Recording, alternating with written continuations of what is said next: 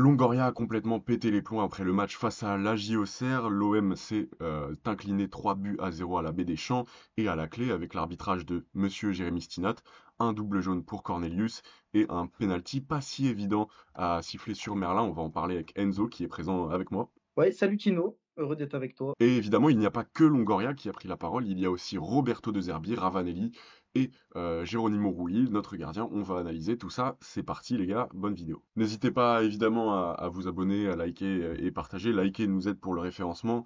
Et donc voilà, vous êtes les bienvenus sur la chaîne si c'est la première fois que vous êtes là.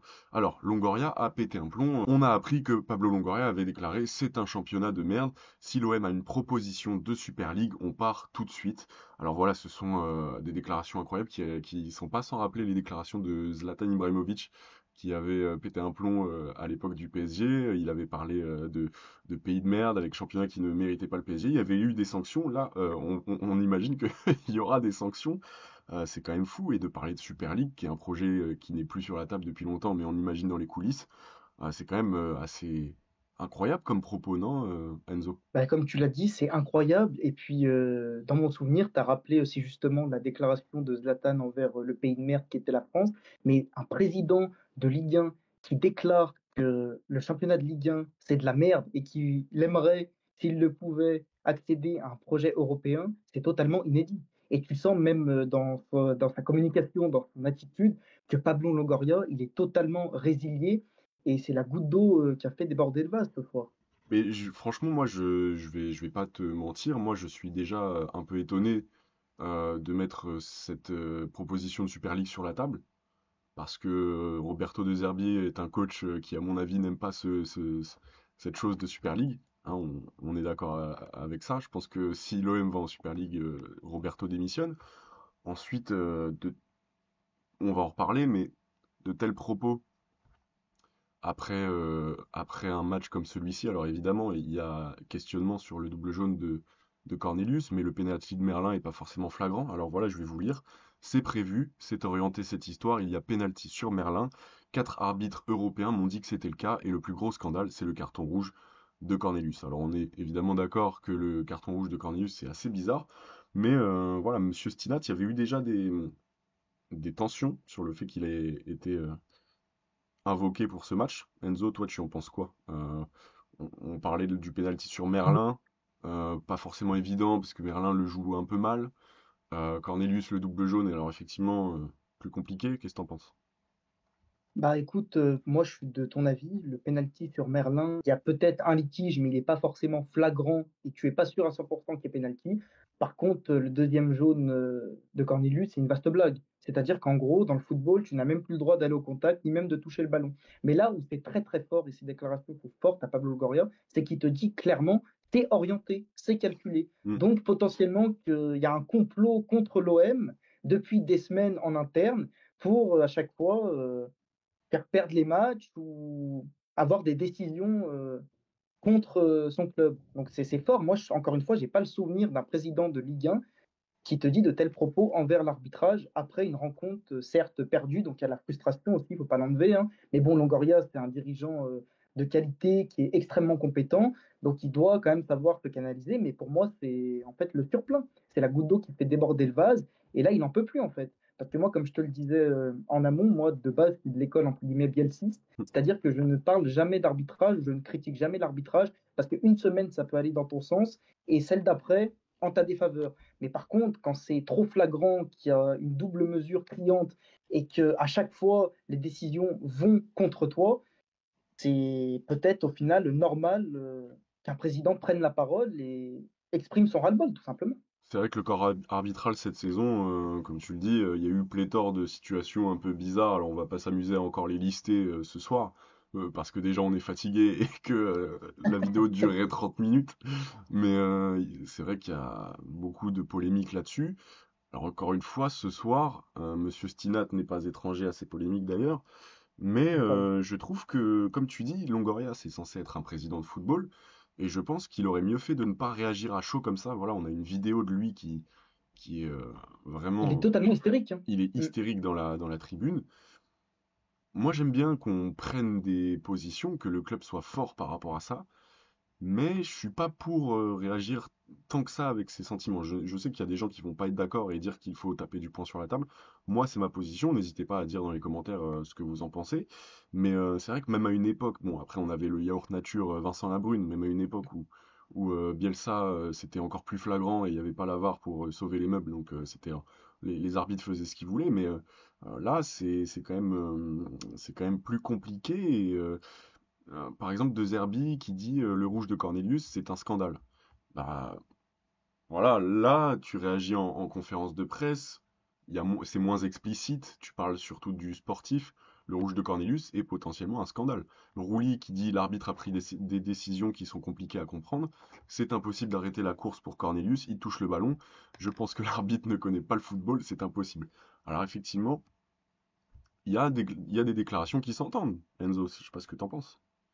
Mais après, par exemple, il y a celle de Luis Enrique où il te dit clairement, de toute manière, c'est toujours comme ça avec nous. Donc tu sens réellement le sentiment partagé par la direction, par les joueurs, par l'entraîneur, d'une sorte de complot anti-OM, ou pas forcément de complot, j'aime pas ce terme, mais vraiment de décisions qui vont à chaque fois contre toi et à ton désavantage. Après, moi, je suis plus mesuré dans le sens où, certes, j'aime pas forcément que on tienne de tels propos, telles déclarations, qui plus est après une défaite, mais dans le sens où quand le verre est trop plein, quand ça va à chaque fois dans un sens et quand c'est uniquement contre toi, je pense qu'il fallait à un moment donné taper du poing sur la table et Longoria qui incarne quand même l'institution et la direction de l'OM, l'a fait. Donc là-dessus, je pourrais peut-être pas forcément lui en vouloir. Après, il y a le fond et la forme.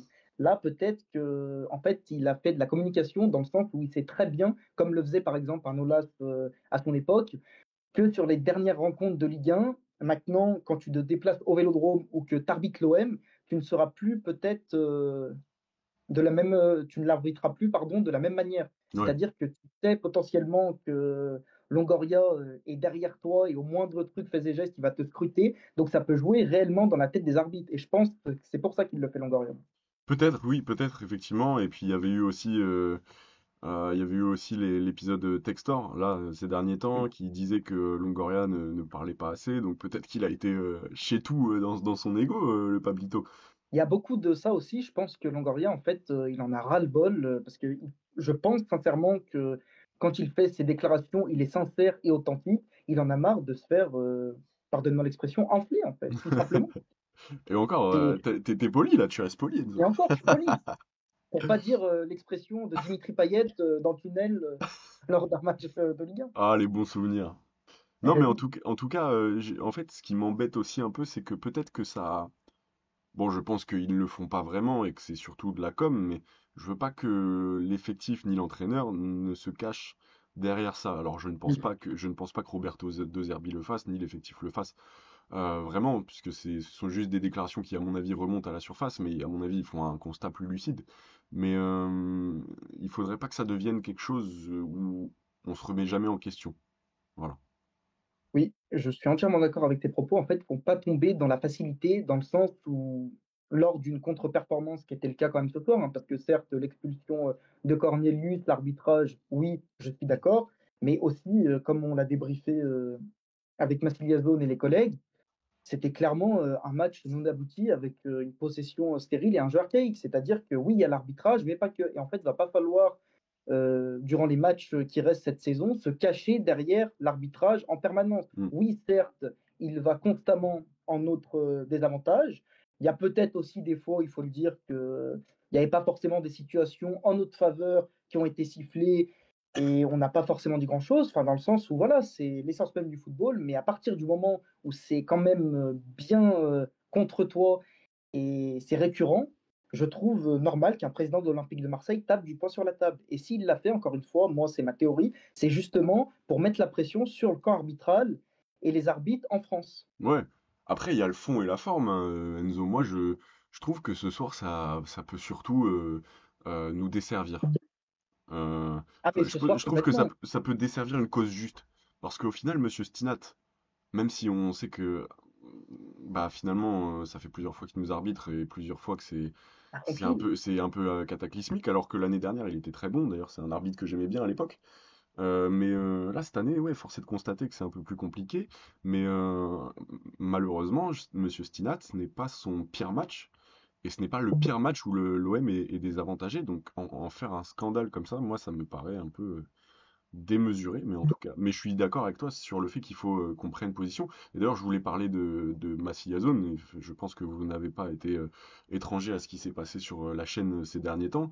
On a parlé d'une cause qui est juste, on a parlé de faits, on a parlé de choses concrètes, qui sont les assistants opérateurs VAR qui sont qui ont un rôle technique dans le choix des vidéos soumises aux arbitres pas sur la VAR. C'est quelque chose qui a été dit sur la chaîne et qui a été pointé du doigt. Il y a un vrai travail derrière et faudrait pas que ça vienne détruire tout ça.